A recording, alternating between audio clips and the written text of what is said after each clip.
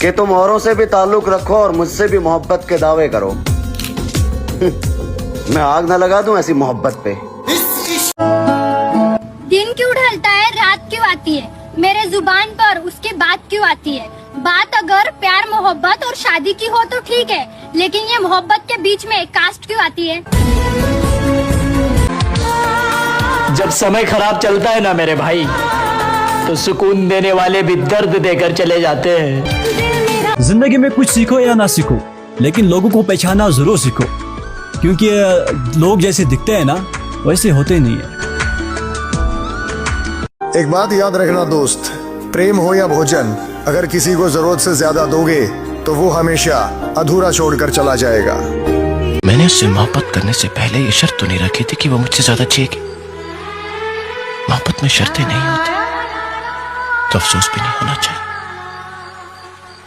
तो क्या हुआ अगर आज वो मेरे साथ नहीं, मैं आज भी उससे उतनी मोहब्बत करता हूं, और इसलिए नहीं कि कोई और नहीं मिली, पर इसलिए कि उससे मोहब्बत करने से फुर्सत ही नहीं मिलती। जब भी मुझे वो याद आती, मैं बस अपनी आंखें बंद कर लेता हूं, मेरे सामने आ जाती।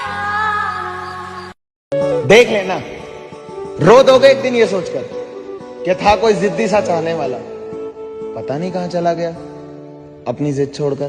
तू सब जो अपना नहीं उस पर हक क्या जताना, और जो तकलीफ ना समझे उसे दर्द क्या बताना। अकेले हैं तो भी खुश हैं, किसी तरह का कोई गम नहीं है। पर एक बात बता दूं, जहां इज्जत नहीं दोस्त, वहां हम भी नहीं हैं। एक 6 साल की बच्ची रोते हुए अपने टूटे फूटे शब्दों में लिख रही है, मम्मी, रसोई में पड़ा कांच का जग मुझसे गलती से टूट गया। मुझे पता है आप मेरे पे गुस्सा करोगे, इसलिए इतने में आप आओगे, मैं नहीं मिलूंगी, मुझे माफ करना। ऐसी ही एक घटना भी कुछ महीने पहले गुजरात में भी हुई थी। एक महज 12 साल की बच्ची अपनी मम्मी को चिट्ठी लिखती है, मम्मा, आपका मोबाइल मुझसे गलती से पानी में गिर गया, मुझे माफ करना। जब तक आप बाजार से लौटोगे मैं इस दुनिया से जा चुकी होंगी, मेरे लिए रोना मत, मैं फिर आऊंगी। इतना लिखकर इस बच्चे ने पंखे से लटक कर आत्महत्या कर ली। ये दोनों घटनाएं रियल हैं। तो अगर आप एक पेरेंट्स हैं तो खुद से एक सवाल करिए, क्या हम अपने बच्चों को इतना डरा रहे हैं कि वो माफी मांगने से पहले मर जाना बेहतर समझे। दोस्तों, ऐसे केस अब इंडिया में बहुत तेजी से बढ़ रहे हैं। एक बार ये खुद से पूछ कर देखो कि हम अपने बच्चों के लिए पेरेंट्स हैं या जज।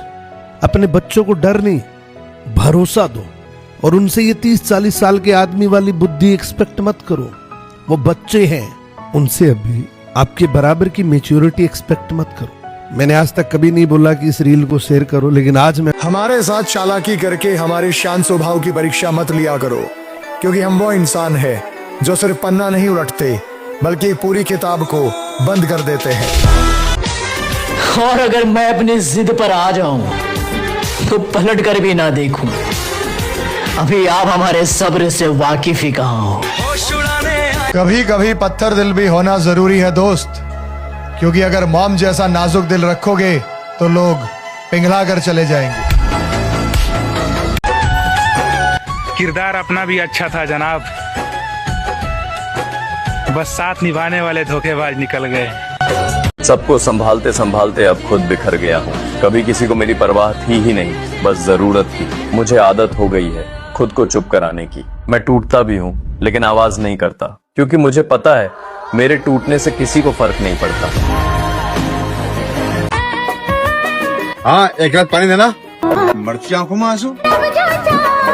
मर्द सारी जिंदगी नौकरी तो न कमाता है, पर कभी वो रोके नहीं दिखाता है, और न ही वो किसी को बताता है। बाहर काम करना इतना आसान नहीं है, चाहे वो मर्द हो या फिर औरत।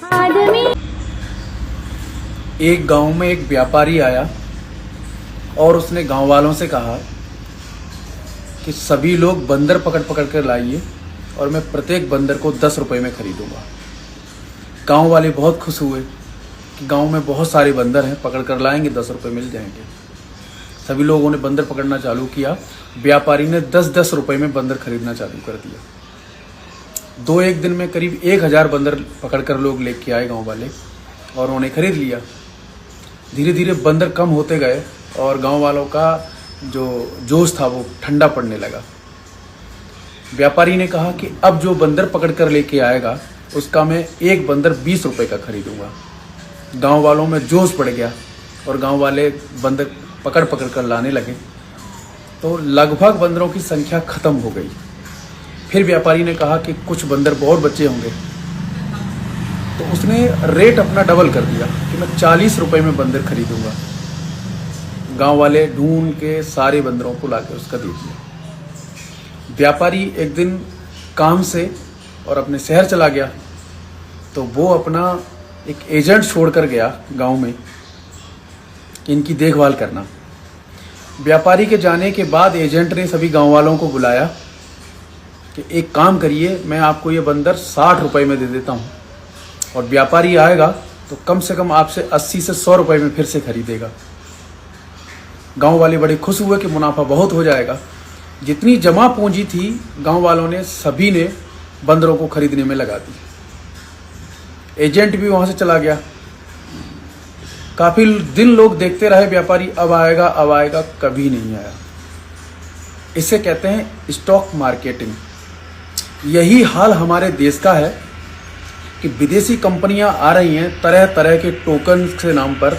जिस तरीके से बिटकॉइन के नाम पर हम बात करें, हजारों तरीके के टोकन बनाती हैं। हमारे हिंदुस्तानी लोग उसको खरीदते हैं, कोई $10 में, $5 में, $1 में, और वो उनको लालच देते हैं कि 2027 में, 2028 में, 2030 में ये एक कॉइन आपका $200 का बिकेगा, $500 का बिकेगा। और लोग कैलकुलेट कर रहे हैं कि आज हमने 10,000 कॉइन खरीद लिए हैं तो 2030 में जाके ये एक कॉइन $200 का बिकेगा तो हम अरबपति हो जाएंगे। सतर्कता में ही सावधानी है।